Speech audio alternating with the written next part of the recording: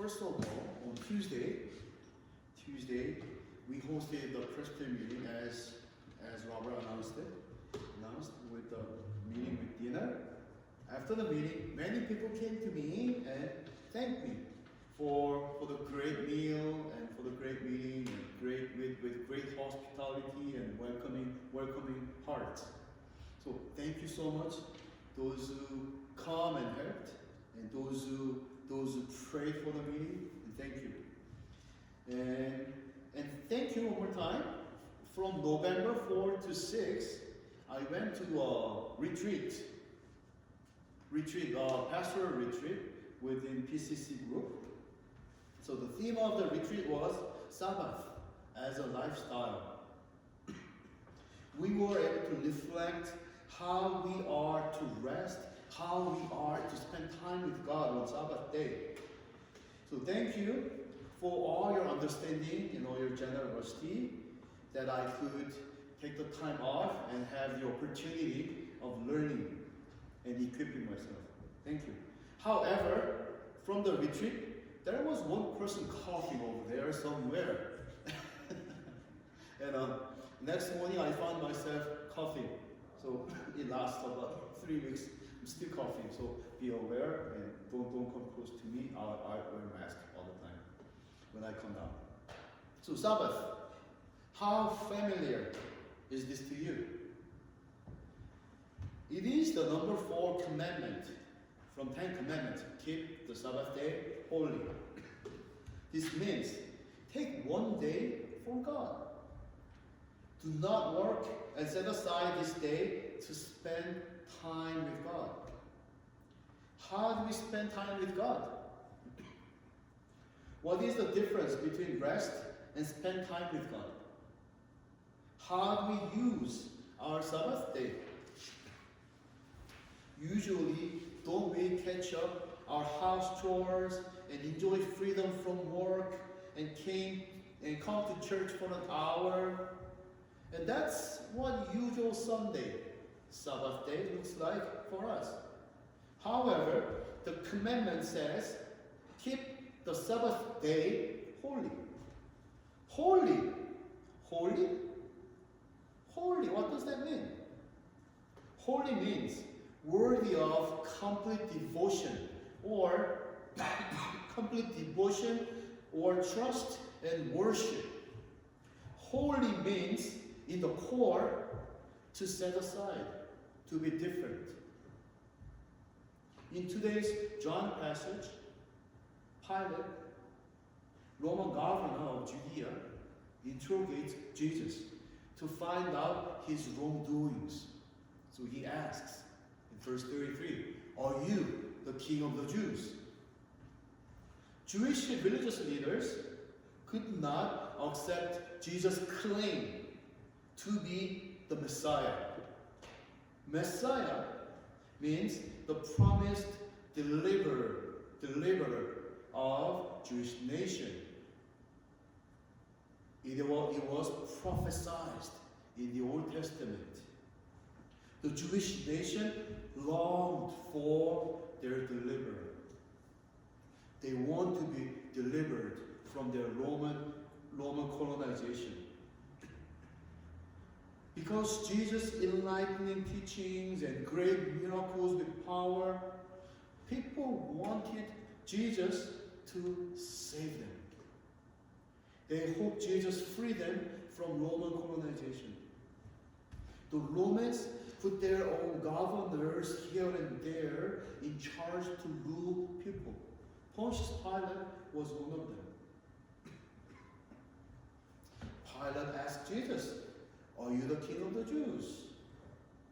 This is because Romans mocked Jesus by calling him King of the Jews, because many people believed the claim of Jesus to be the Messiah, to be the King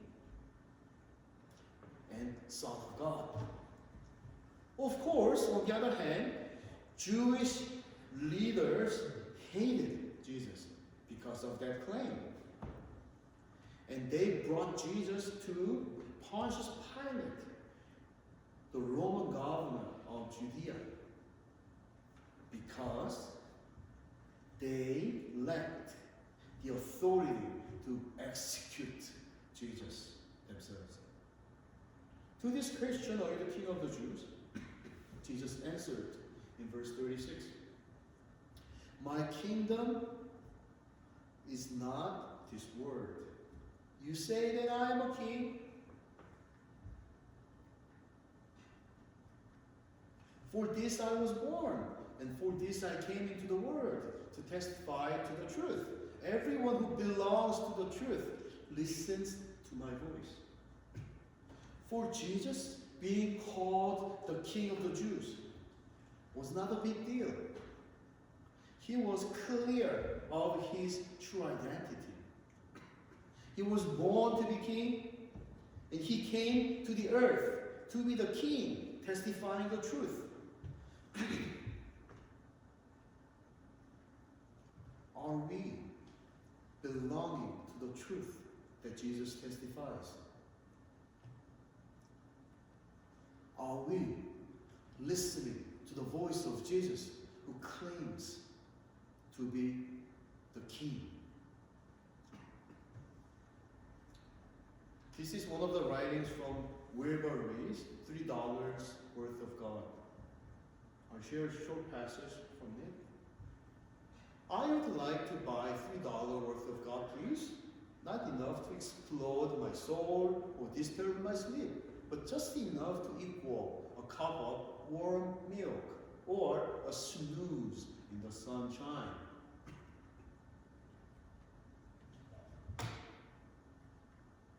I don't want enough of it to make me love a black man or pick beats with a migrant. I want ecstasy, not transformation. I want the warmth of the womb, not a new birth. I want a pound of the eternal in a paper sack. I would like to buy $3 worth of God, please. We can relate to this idea somewhat. And it's somewhat familiar, but it's very disturbing. It's very unpleasant to listen to this right here. We know that God is good. We know His love is great. However, we don't really want to follow. We don't really want to follow God with our whole heart. We want instant pleasure, not a whole transformation of our life. To be holy, to be moral, to be righteous, to be pure. These are what God is calling us to be, what God is asking us to be. Sometimes we feel overwhelmed by those things. And maybe our passion and our enthusiasm decrease.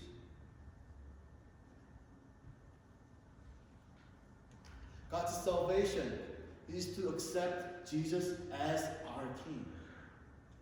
Jesus being our King indicates God's desire for us to have a changed life. Jesus calls us to come to Him and embrace Him with our whole hearts.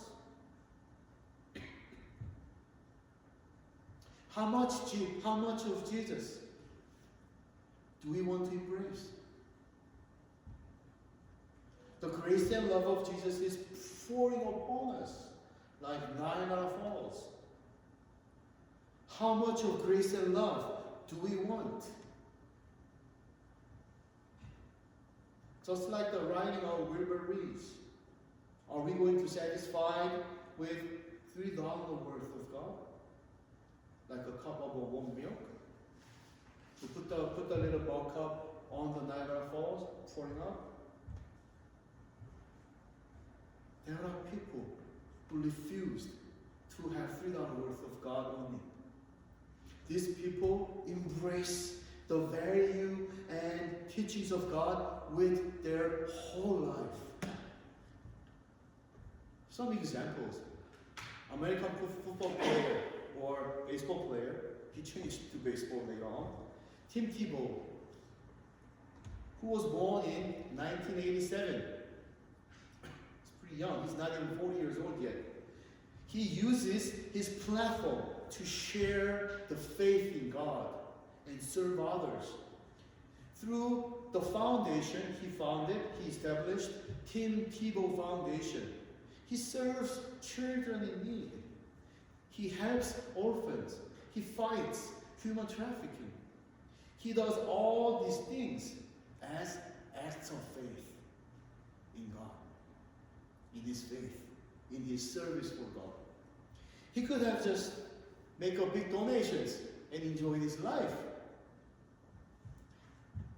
But he established his own foundation.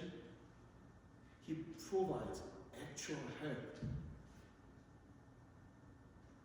for the needy as his service for God, as his act of embracing the value of God, teachings of God, the love of God, grace of God with his whole life. Another person, Nick Vujicic. He was born without arms and legs. He only has 2 toes on his right side, left side, thigh. He established a non-profit organization, Life Without Limbs, and shares the gospel worldwide. Just showing his body and just sharing his life stories, overcoming his limitations, encourage people and give people hope for their life.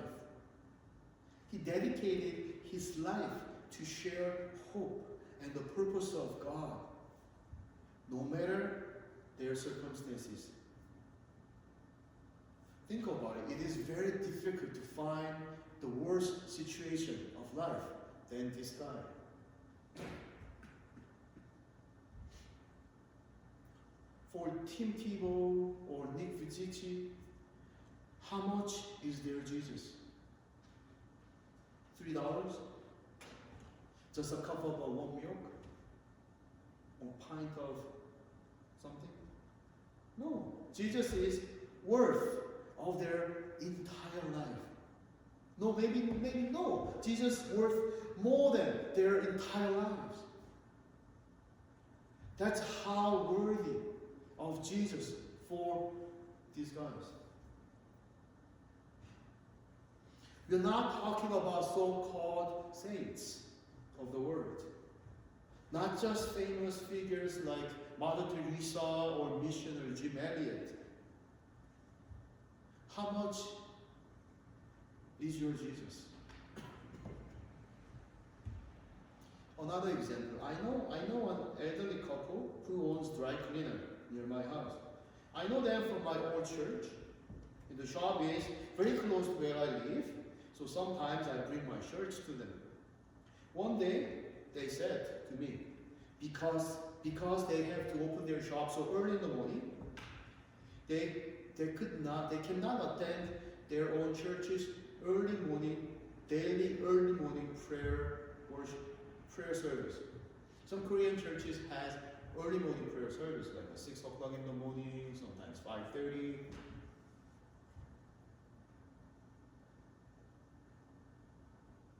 Instead of going to church to pray and start the day with God, the couple, when they drive down about half an hour, 45-minute drive, they pray out loudly in the car and they share their faith together. So that's their worship. Instead of going to early morning prayer to start the day with God, to commit their lives, commit their time for God, they find the time of prayer when they go to work, as they start the day. By giving their hearts to God in that way, focusing on God in their own ways, they are giving their life to God in their own ways. Whenever I bring church to them, they give me free service. It's not the best thing, but I sometimes have heartburn, so I bring some gifts for them, or some coffee, or cookies, or some cakes, cupcakes for them. So I'm very grateful for them, their service. And I know this couple helps so many ministers by providing them free services from what they have. This is their own way, serving God with whole heart. God called us to be His hands and feet. He pours out His grace and love upon us so that we can be overflowing, so that we can share what we have received from God with others. What gives us satisfaction? How can we overflow? Keep the Sabbath day holy. Does not mean to spend the day just to catch up on your sleep, catch up on your house chores or TV shows you want to watch. It is to restore the intimacy with God by connecting with God, by spending time with God. A few days ago, for an experiment, I set 10-minute timer and closed my eyes in prayer. I decided not to open my eyes during the 10 minutes. How short was my 10 minutes? I wanted to open my eyes so much. It was not easy at all. It was the longest 10 minutes in my life. Prayer time cannot decide how devoted we are to God, but it shows our focus. How much time can we spend on TV shows? How much time can we spend our time here and there? How much heart, how much of our attention and our hearts can we pour out here and there? And what about God? During the week, try 10 minutes or 5 minutes. And put the timer on 5 or 10 minutes. And okay, I am not going to do anything but spend time with God for those short minutes. Try that. Try how short or long it could be. Taking some time for God alone might not be familiar with us. Watching TV, talking on the phone with my friend, taking a walk, or anything we do. We put numerous time. What about God?